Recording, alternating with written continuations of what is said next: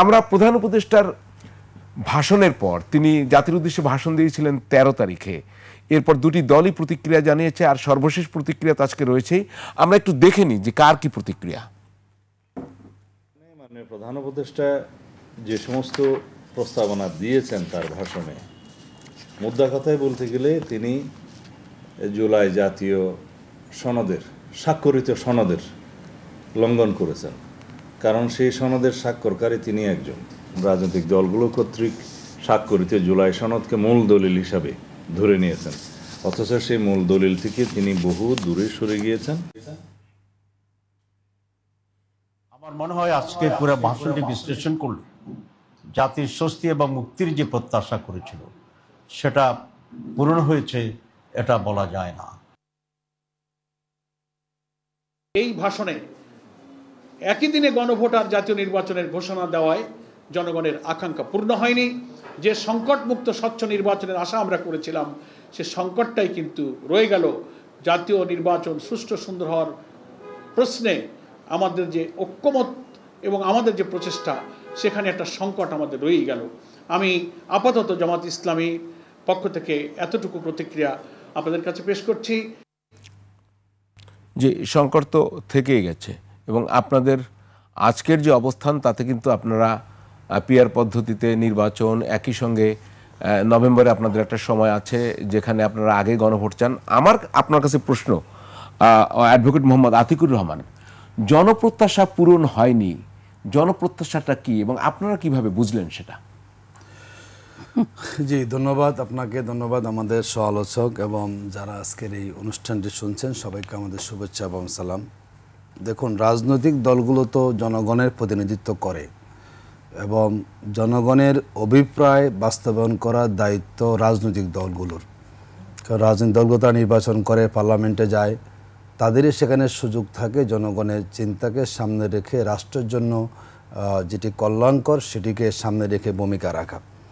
দেখুন, আমাদের দেশের যে সংস্কারটা আমরা বলি, বিগত 15 বছর আওয়ামী লীগ ক্ষমতায় থেকে রাষ্ট্রকে ফ্যাসিবাদী কাঠামো তৈরি করার জন্য সকল সাংবিধানিক প্রতিষ্ঠান তারা দলীয়করণ করেছে। বলা যায় একনায়কতন্ত্র, যিনি প্রধানমন্ত্রী ছিলেন তার নির্দেশে সব সেখানে পরিচালিত হতো। এবং আমাদের 24-এর যে গণঅভ্যুত্থান হয়েছে, গণবিপ্লব হয়েছে, গণবিপ্লবের পরে দেশের মানুষেরই দাবি, দেখুন আমাদেরকে মনে রাখতে এই বিপ্লব কিন্তু কোনো রাজনৈতিক নেতৃত্বে কিন্তু হয় না, আমরা অনেক সময় ভুলে যাই। আমাদের কিন্তু সেটা আপনার কাছে জানতে চাই। আমি আসছি না, আমি বলছি যে হয় কি আমাদের তো একটি সুনির্দিষ্ট প্রোগ্রাম, আমরা যদি স্পেসিফিক যাই, আমরা বলছি যে গণভোট নিয়ে কিন্তু কারোর কোনো আপত্তি নেই, জুলাই সনদ নিয়ে কারোর কিন্তু এরকম আপত্তি নেই। আপত্তি হচ্ছে গণভোট আগে না পরে। আপনারা বলছেন গণভোটটি আগে হতে হবে, বিএনপি বলছে যে একই দিনে, এবং প্রধান উপদেষ্টা বলছেন একই দিনে হবে। তো সেখানে জনপ্রত্যাশা পূরণ না হওয়ার জায়গাটি কোথায়, যে একই সঙ্গে হলে জনপ্রত্যাশার ব্যত্যয় কোথায় ঘটে, আমি স্পেসিফিক জানতে চাচ্ছি। দেখুন, স্পেসিফিক হলো যদি আমরা বলি বিএনপি তারা জুলাই সনদও চায়নি আন্তরিকভাবে, এবং তারা গণভোটও তারা চায়নি।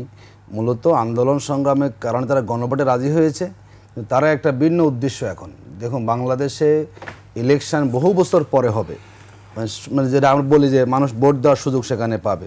যদি একই দিনে আপনার গণভোট হয়, আপনার জাতীয় নির্বাচনটা হলো সরকার গঠন করার জন্য, গণভোটটা হলো আপনার রাষ্ট্র সংস্কারের জন্য, দুই উদ্দেশ্য, দুইটাকে আপনি এক জায়গায় করে ফেলেন, সেখানে সংস্কারের যে মূল উদ্দেশ্য সেখানে ব্যাহত হওয়ার সম্ভাবনা আছে।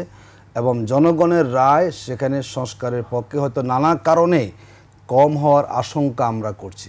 যদি গণভোটটাকে, যদি সংস্কারটাকে গুরুত্ব দিয়ে যদি সরকার আগে দিত, তাহলে মানুষের যে ধারণা, অনুভূতি এবং গণভোটের পক্ষে স্বতঃস্ফূর্ত মানুষের সমর্থন পেত এবং সংস্কার প্রক্রিয়া আমাদের টেকসই হওয়ার একটা সুযোগ। তাহলে জনগণ কোনটা চায়? জনগণ কি একই দিনে গণভোট এবং নির্বাচন চায়, না গণভোট আগে চায়? দেশের আমরা যতগুলো আন্দোলন কর্মসূচি মাঠে ঘোষণা করেছি বিগত 2-3 মাস হলো পায়, প্রত্যেকটি কর্মসূচিতে জনগণের অংশগ্রহণ ছিল এবং একটা উপজেলা হাজার হাজার মানুষ কিন্তু আমাদের তারা মাঠে দাবিতে নেমে এসেছে। জনগণ চাচ্ছে আসলে গণভোটটা হলো আগে হোক। সেটা আমরা বুঝবো কিভাবে যে আপনারাও একটি জনগণের, মানে আমাদের দেশের রাজনৈতিক দলগুলোর বৈশিষ্ট্য কি? 17 কোটি, একটু শেষ করি, 17 কোটি জনগণ সবার সাথে আছে। আপনাদের জামায়াত ইসলামের সাথে আছে, বিএনপির সাথে আছে, এনসিপির সাথে আছে, সারা দেশের মানুষ, আপনারা বলছেন জনগণ ওটা চায়, এটা বুঝবো কিভাবে? আমি বুঝতে চাচ্ছি আপনি যে বলছেন জনতা এটা চায়, কোনো প্যারামিটার আছে? দেখুন, প্যারামিটার জনগণের অভিপ্রায় বোঝা যায় কিভাবে? না দেখুন, এই যে গণভোটের পক্ষে আপনি যদি বলেন যে 31টা রাজনৈতিক দল তারা অংশগ্রহণ করেছে হলো আপনার ঐক্যমত্য কমিশনে, বেশিরভাগ দল তারা কিন্তু গণভোটের পক্ষে আগে গণভোটের এবং ধরুন তারা সময় নিয়ে তারা প্রথমে নিয়েছিল, পরে তারা বাধ্য হয়ে এখন তারা গণভোটের পক্ষে এসেছে। দেখুন, এখানে জামাত ইসলামী সহ ইসলামী আন্দোলন যদি বলি যে 8টি দল রাজপথে এখন কর্মসূচি পালন করছে বাংলাদেশের, হিসাব করেন আপনি এখন উল্লেখযোগ্য সংখ্যক মানুষ প্রতিনিধিত্ব কিন্তু এই দলগুলো করছে। কত পার্সেন্ট এদের ভোট যদি বলি, আপনি উল্লেখযোগ্য বলছেন, একটু স্পেসিফিক করেন বাংলাদেশে এখন কত পার্সেন্ট এদের ভোট না যদি আপনি বলেন। আমরা যদি 2008 সালকে একটা ধরি অথবা সাম্প্রতিক জরিপগুলো ধরি, তাহলে কত পার্সেন্ট এই 8টি দলের ভোট? আপনি আগের কোন জরিপ মিলানো যাবে না, আমরা লেটেস্ট জরিপ মিলাই জরিপ মিলাই বাংলাদেশে এখন আমরা মনে করি যে উল্লেখযোগ্য মানুষের জরিপ, এবং নির্বাচনে বোঝা যাবে উল্লেখযোগ্য শব্দটার মানে না। দেখুন, আমরা ইলেকশন জামাত ইসলামী 96 করছে এককভাবে, তারপরে যে আপনি ইলেকশন সুষ্ঠু হয় নাই। আপনারা এককভাবে নির্বাচন করে সর্বোচ্চ কতটি আসন পেয়েছেন? না, সেটা তো আমরা কোশ্চেন 3টা আসন পেয়েছি আমরা 96 সালে, সেটা তো অনেক আগের ঘটনা।